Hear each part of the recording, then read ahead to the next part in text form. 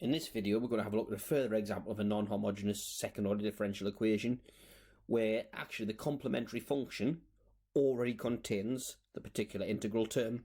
So we'll explain as we go what we mean by that. But first of all, let's just take as an example this second-order differential equation here. So it's asking us to solve that. So as we learned in the previous tutorial video, what we're first of all going to do is find what the complementary function is. So we'll get the auxiliary equation, m squared plus 6m plus 8 equals 0, which implies m plus 4, m plus 2 equals 0. So m equals minus 4 or m equals minus 2. Therefore, the complementary function is a e to the minus 4x plus b e to the minus 2x. So we've got that there. We'll put a box around it. And now to find the particular integral. Well, we can see that the f of x on the right hand side is e to the minus 4x. Therefore, the particular integral is y equals some constant times e to the minus 4x. Again, we'll learn why that was in a previous tutorial video. So now subbing it in to find out what the value of lambda is, we get dy by dx is minus 4 lambda e to the minus 4x, and d2y by dx squared equals 16 lambda e to the minus 4x. And let's sub that into the original equation. So we've got d2y by dx squared, so 16 lambda e to the minus 4x plus 6 lots of this here, so plus 6 lots of minus 4 e to the minus 4x, which is minus 24 lambda e to the minus 4x, minus 24 lambda e to the minus 4x. Then plus 8 lots of this here, so plus 8 lambda e to the minus 4x, and we know that's equal to the right hand side, e to the minus 4x. So, simplifying the left hand side, well actually all three terms cancel. We get 0 equals e to the minus 4x, which clearly is nonsense. How could e to the minus 4x ever equal 0? So something strange has happened, and the reason it's happened is this particular integral here, being lambda e to the minus 4x, was wrong. The reason it's wrong is we've already got that term appearing here, so there must be an extra solution somewhere that that's different to e to the minus 4x, because it's in the complementary function. When we sub it in, we're going to get 0, not e to the minus 4x. Therefore, something's gone wrong, so we'll leave that. But that there is all wrong. In such cases, when the particular integral is contained within a complementary function, what we should do is try as a solution x times what the particular integral would have been. So x times whatever we thought the particular integral would have been. Now I will justify at the end of the video why we do this. I will not quite prove it, but give you an intuitive explanation of why that happens. But let's first of all let's try x times the particular integral. Therefore, the particular integral is y equals lambda x e to the minus 4x. And again, we'll justify why we do this later. This is what you do to get the question right, but it's a bit unsatisfactory if I just say do it. We'll explain why shortly. So dy by dx, and we're going to use the product rule here, equals, okay, so lambda x is u, so we've got v times u dash plus u times v dash,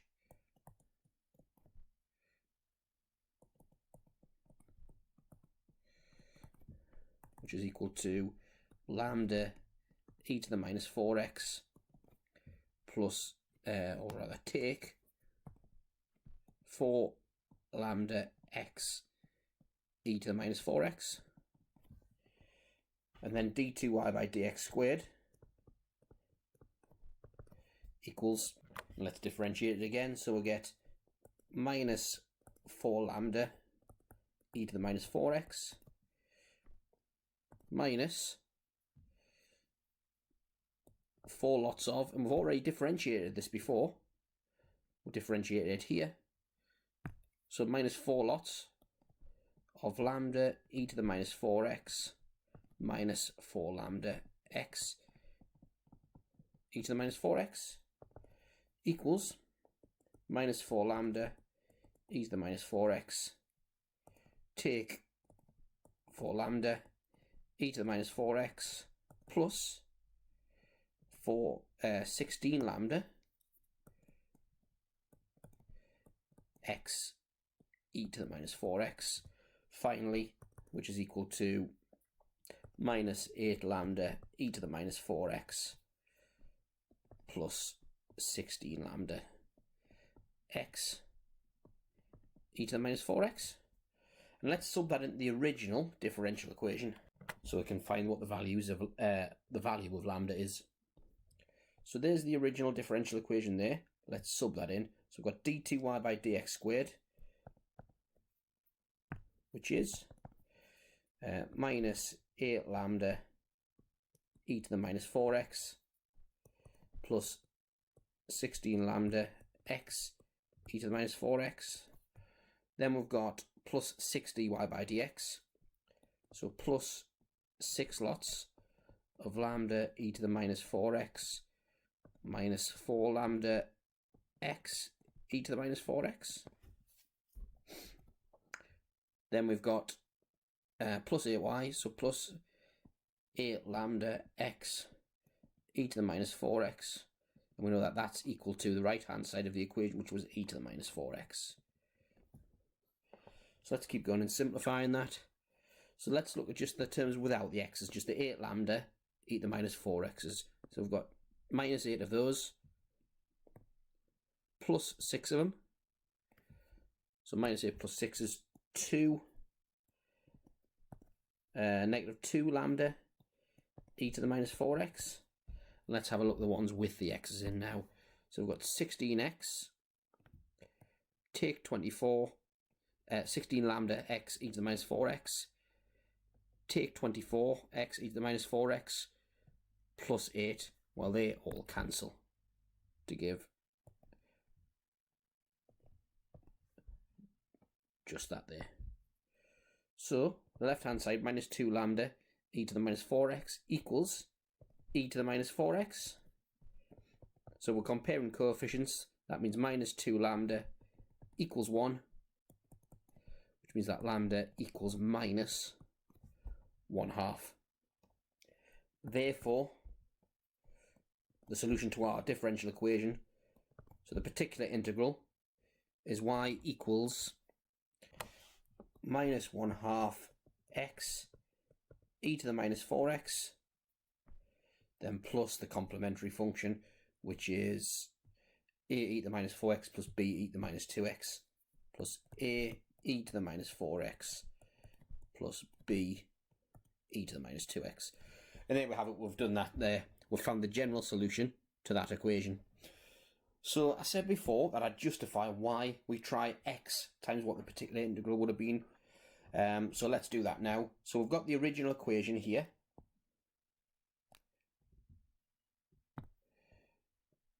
So this is a justification, in this case, why we try x e to the minus 4x. And this involves writing this slightly differently.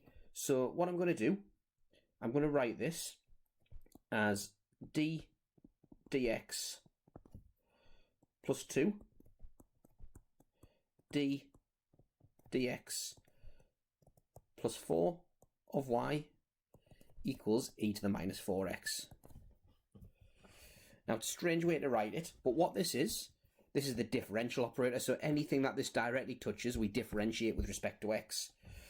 So if I multiply these brackets out, I get d dx squared plus 6 lots of d dx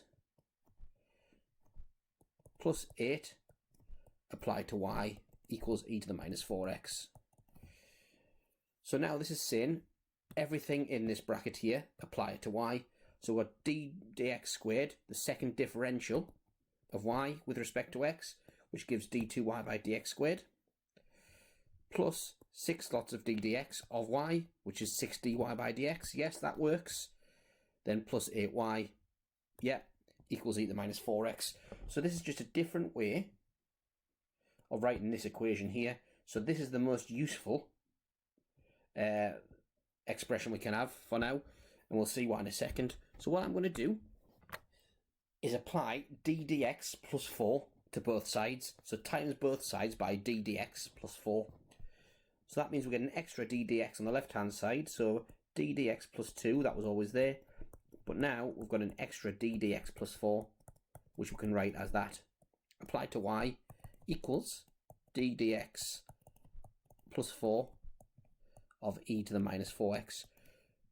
So we're just writing this equation out differently in that way and timesing both sides by d dx plus 4.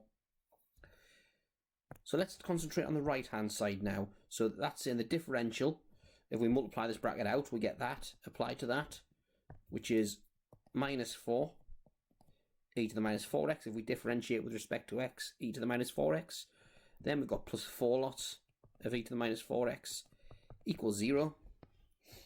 Right, so now we've discovered that this equation can be rewritten, this here can be rewritten as d dx plus 2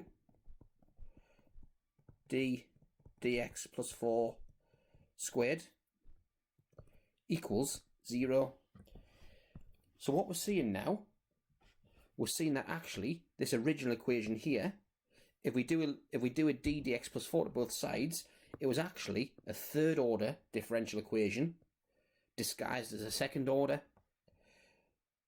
So this square bracket here means there's two roots of the auxiliary equation of m equals minus 4, it's a double root, and m equals minus 2. So we've got the equation y equals, because it's homogeneous, we know y equals a e to the minus 2x plus, and because this is a double root, this is bx plus c e to the minus 4x, and that there, this term here, is y x e to the minus 4x is a solution. So quite a neat proof is that, I think. For more videos like this, subscribe to our YouTube channel, and to find out more about our Skype tuition and revision courses, go to alevelmathsrevision.com.